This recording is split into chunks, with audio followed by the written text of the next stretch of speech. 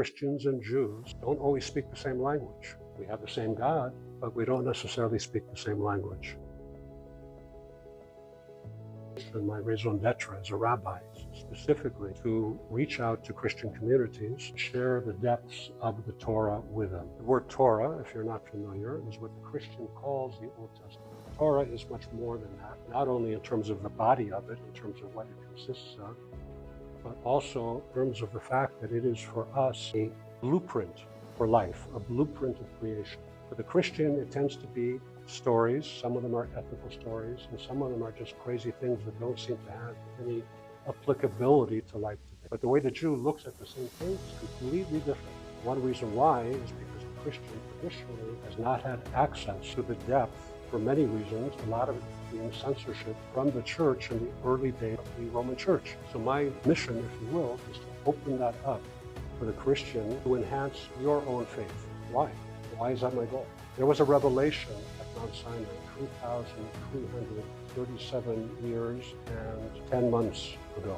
An event took place, was a marriage between God and the Jewish people. God spoke to Moses and gave to Moses the entire Torah, particular covenant where we became God's chosen people. We were told a very particular set of instructions that we were supposed to perform. And that's what we're busy doing almost as a full-time job. That was one mandate at Mount Sinai, was this covenant between God and the Jewish people. But there was a second mandate that took place, to take the universal aspect of all the morality, all the ethics that are between all the pages of the Torah, to share them with all of humanity. If you look at Christianity, since a lot of it is based on Judaism, about 30% of what you find in the Christian Bible is sourced directly from the Hebrew Bible. So the ethics I'm speaking about are ethics that the Christian is already practicing in his life. It's already part of the Christian DNA. It's nothing new that I'm telling you.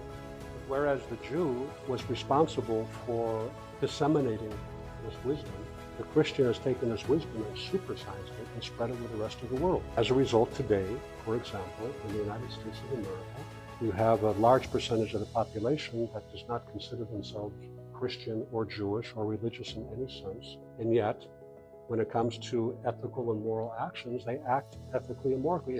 It's part of the DNA. Example, God forbid there's a catastrophe halfway around the world. There's a typhoon in Sri Lanka. Immediately, all the nonprofits start with the commercials to raise money to save people halfway across the world that nobody's ever heard of before, couldn't even find on the map, and yet people reach into their pocket, swipe their credit card, and give money to people they don't even know. That's the result of the ethics that's found in the Torah that was further disseminated by the Christian. We think about how amazing this country is. We have a tax code that incentivizes you for giving charity. Every dollar of charity you give in this country, you get a tax credit of $1 for it. It's extraordinary. There's a lot more in the Torah. There's a lot more universal ethics in the Torah. While it's in the ether, while Christians can source it in the New Testament, it's not necessarily readily available or articulatable by the Christian. The Jews have a mandate to share that with all of humanity. That's what my personal mission is. The first 2,000 years of Christianity, sharing the kinds of things that I'm sharing were not possible because we were too busy running from Christians for the fear of our lives, but we didn't have the opportunity to share anything.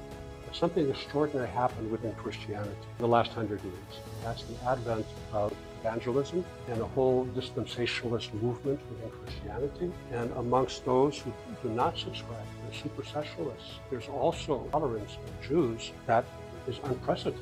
A lot of that has to do with Vatican II, the Second Vatican Conference. Jews have never had it better vis-a-vis Christians than we have it now. Therefore, we are obliged as Jews to get back to the original mandate of sharing these things with Gentiles.